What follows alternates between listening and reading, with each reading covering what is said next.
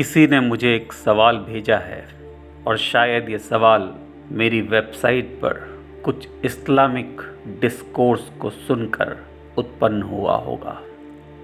ये सवाल है कि क्या मैं मुसलमान हूँ। इस बात को समझना बहुत ज़रूरी है कि मुसलमान कौन होता है, मोहम्मदियन कौन होता है, इस्लाम को कौन मानता है, और इसे थोड़ी गहराई से समझिएगा। सनातन धर्म के सभी ग्रंथ, विष्णु पुराण, गरुड़ पुराण, वायु पुराण, भागवत पुराण, ये सभी सृष्टि की रचना के बारे में एक जिक्र करते हैं। वो कहते हैं कि विष्णु और लक्ष्मी की वजह से सृष्टि की रचना हुई। विष्णु सनातन है, आदिकाल से हैं और आदिकाल तक रहेंगे, और लक्ष्मी क्षणिक है, चंचल है। ये प्रकृति चंचल है और उसको पैदा करने वाले गरुड़ दक्षाय विष्णु है, जो सभी के अंदर है, सूर्य के अंदर, ग्रहों के अंदर, तारों के अंदर, सबके अंदर जो शक्ति है वो विष्णु है। तो सनातन धर्म ये बात को मानता है कि प्रकृति लक्ष्मी जी का स्वरूप है। यदि आप लक्ष्मी जी की आकृति को देखें, प्रतिमाओं को देखें, चित्रों को देखें, तो आप एक विशेष चीज पाएंगे। आप देखेंगे कि मिस्र सभ्यता की एक देवी है, उनका नाम है इसिस। उनकी आकृति, उनकी छवि लक्ष्मी जी से हूबहू मेल खाती है। और इस देवी को जानना जरूरी है, क्योंकि इसी देवी से ईश्वर शब्द निकलता है, इसी देवी से यीशु मसीह शब्द निकलता है, और इसी देवी से इस्लाम शब्द निकलता है।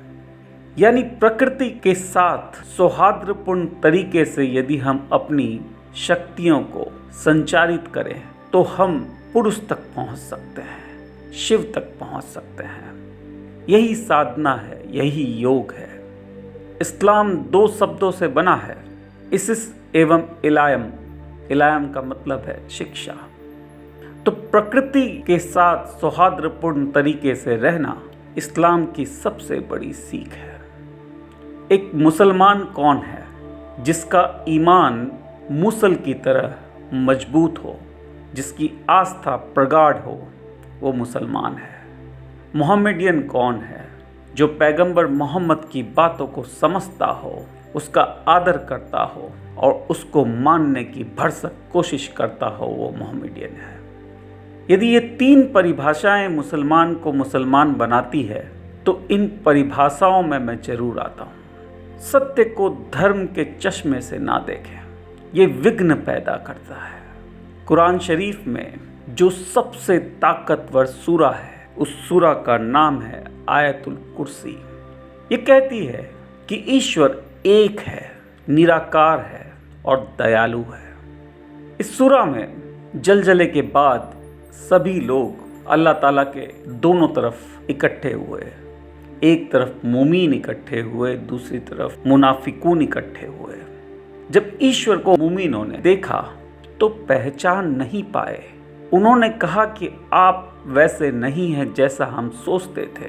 तो ईश्वर ने कहा कि तुम मुझे कैसे पहचानोगे? और उन्होंने कहा कि यदि आपके पांव दिख जाएं, चरण दिख जाएं, तो शायद हम आपको पहचान लें। अल्लाह ने उन्हें अपने चरण दिखाए और सारे मुमीन, सारे मुस्लिम, सारे मुसलमान, जितने लोगों की भी आस्था अल्लाह में थी, उन्होंने उन्हें पहचान लिया। यदि ईश्वर एक है, निराकार है और समझ में नहीं आने वाला है, तो क्या फर्क पड़ता है कि हम उनसे अल्लाह कहें या शिव कहें या कृष्ण कहें या जीसस कहें। एक दूसरा बेहतरीन सूरा है कुरान में, सूरा अल सफात। इसमें ईश्वर ने मुमीनों से पूछा, लोगों से पूछा कि क्या तुमने फरिश्तों की पूजा कर दी? और उन्होंने जवाब दिया कि हमने इसलिए पूजा कर दी क्योंकि हमें लगा कि ये फरिश्ते हमें आपके करीब ले आएंगे।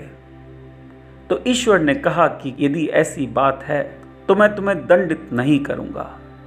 ईश्वर ने अपने शब्दों में कहा कि यदि तुम किसी ऐसे देवता की पूजा करते हो जो निराकार है, सिर्फ एक है और दयालु है, तो वो मैं ही हूं और तुम मुसलमान ही हो। इन बातों में कुछ रखा नहीं है। सत्य की खोज में जितनी भी बाधाएं हैं, जितनी भी धारणाएं हैं, उन्हें हमें एक बार छोड़ना पड़ेगा। हमें वैज्ञानिक तरीके से सत्य की प्राप्ति करनी पड़ेगी।